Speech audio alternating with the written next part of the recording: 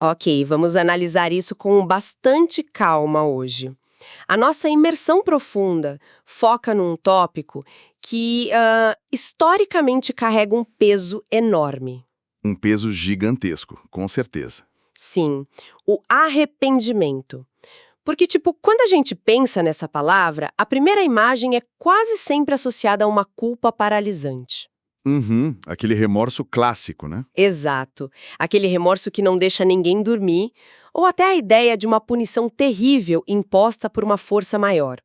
Mas a nossa missão hoje é pegar toda essa bagagem cultural e deixar de lado. Totalmente de lado. É preciso limpar a mesa para entender a proposta. Pois é, nós temos aqui uma seleção muito específica de fontes.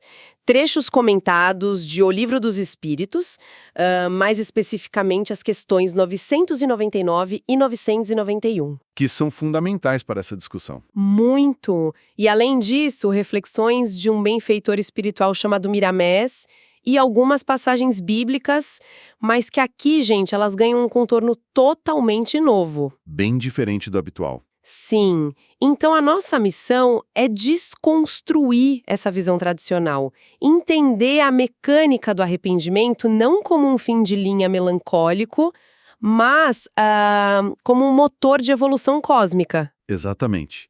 Como um mecanismo de correção de rotas. Isso, o material até usa a expressão polimento da alma.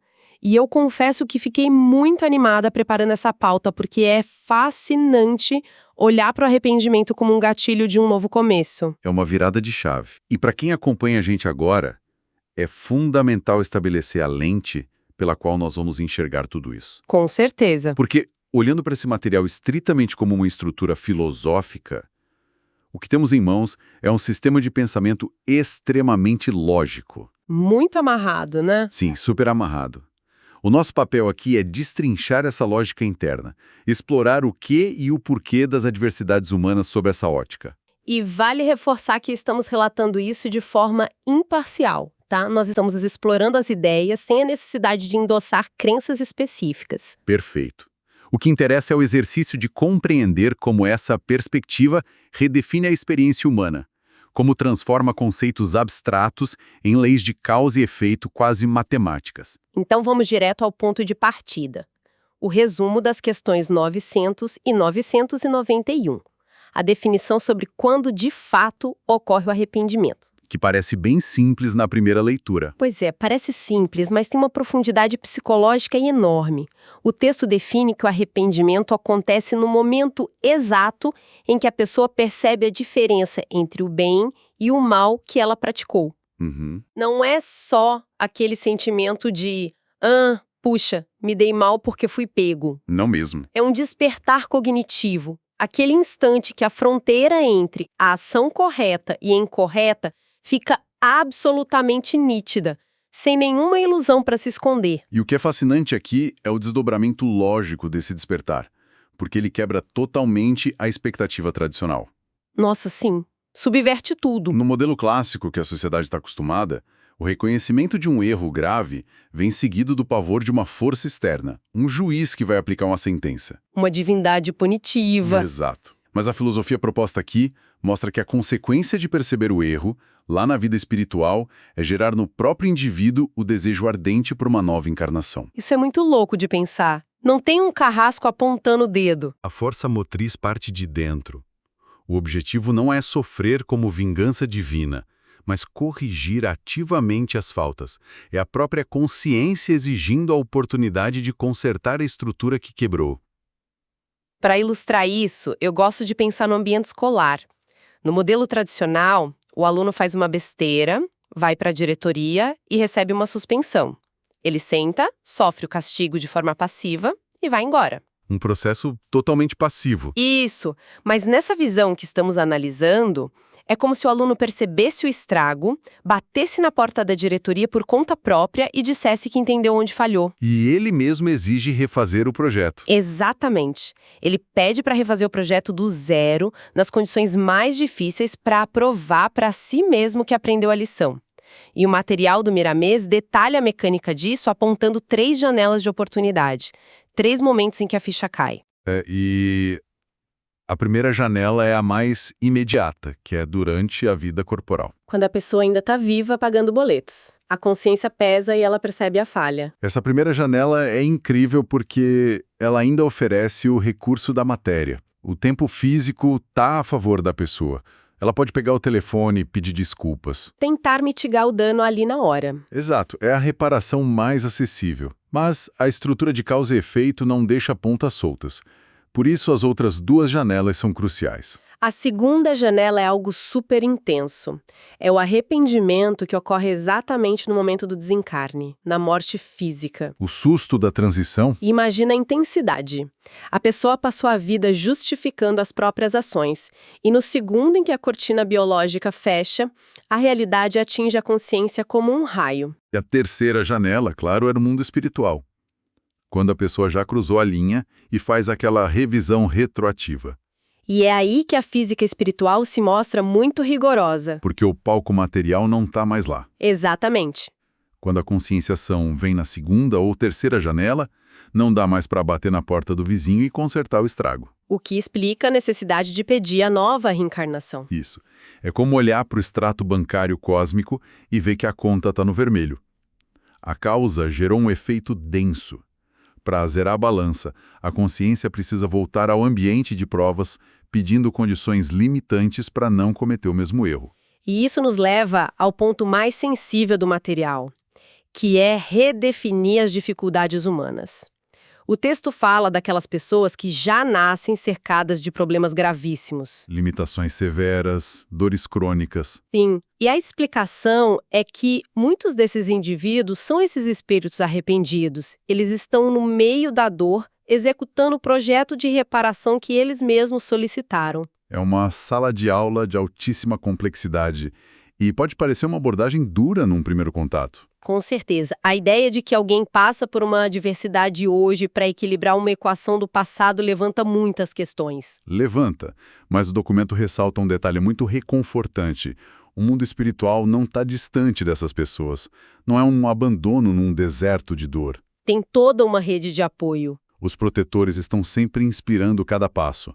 E o arrependimento é o que quebra o orgulho e permite que a pessoa sinta a presença e a qualidade do amor divino. O que me chamou muita atenção no texto foi um paradoxo maravilhoso. Aqui é que fica muito interessante. O fato de que os grandes sofredores frequentemente são extremamente gentis. Aquele trato amável com quem o cerca. Todo mundo conhece alguém assim. A pessoa está numa situação de privação profunda ou doença, e em vez de estar revoltada, ela tem uma paciência infinita e um sorriso fácil. É fascinante. Como a gente traduz a mecânica disso segundo a fonte? A fonte usa o termo polimento da alma e descreve o escoamento de um magnetismo turvo. A gente precisa imaginar que o histórico de ações destrutivas gera uma energia densa, uma toxina. Quando esse espírito retorna num corpo limitante, esse corpo físico funciona como um filtro. As dores estão literalmente drenando essa energia pesada. O magnetismo turvo desce para a Terra. Espera, só para a gente visualizar bem. Quando o texto menciona os centros ou corpos espirituais, é como se a consciência fosse uma cebola com várias camadas. Uma ótima analogia. E esse magnetismo turvo ia a toxina presa nas camadas mais profundas. Aí o corpo físico atual age como um dreno, puxando isso para fora e limpando o núcleo da cebola. É isso mesmo. O corpo físico atua como filtro purificador. E o sintoma visível de que essa toxina está sendo drenada é exatamente a gentileza que você mencionou. Que incrível! Aquele espírito que antes podia ser arrogante e causar guerras, agora está se esvaziando dessa densidade. Ao passar por esse moedor da dor física, a alma fica mais leve. O resultado prático é que a pessoa finalmente deixa em paz quem está ao redor dela. A doçura não é a ironia do destino, é a prova concreta de que o tratamento está funcionando. É de explodir a cabeça. Sim, transforma algo que causa pena em algo que exige profundo respeito. Mas o material não isola o indivíduo, ele coloca isso num cenário global, planetário. Que é outro ponto altíssimo dessa leitura. O autor menciona que o mundo está passando por fases agressivas, mas a âncora é a metáfora de que Jesus está no leme da vida planetária. E o barco não vai afundar. porque o comando foi entregue a ele por amor, e para reforçar isso, a fonte traz o Evangelho de Mateus, capítulo 9, que diz que ele não veio chamar os justos, e sim os pecadores. E eu adorei como a gente tira isso do puramente religioso e aplica na engenharia espiritual. Sim, ganha uma aplicação puramente logística. Quem são os justos nessa equação? São as consciências que já fizeram o dever de casa em épocas passadas? Já drenaram o magnetismo turvo. Exato. Eles não precisam de assistência direta para despertar. É como um sistema de triagem num pronto-socorro lotado. Essa analogia do pronto-socorro explica tudo. O médico-chefe não gasta tempo na emergência com quem chegou com um arranhão leve. Esses seriam os justos. Perfeito. A atenção total vai para a maca de quem está com uma hemorragia grave. Os pecadores da citação. Pessoas que carregam grandes volumes de toxinas emocionais e precisam de ajuda para não afundar. O socorro vai para quem está naufragando nas consequências das próprias ações. Mostra que não há um julgamento moral de superioridade, mas uma constatação de necessidade. É uma questão de demanda mesmo. E sobre essa jornada, o texto fala sobre o fator tempo e dá um choque de realidade. Um banho de água fria para as expectativas curtas. Total. A fonte afirma que enquanto houver arrependimento, ainda tem algo a ser limpo. E isso exige muitas reencarnações até que a serenidade se instale na consciência. O que dita a distância dessa serenidade é o tamanho da bagagem do passado que precisa ser saudada.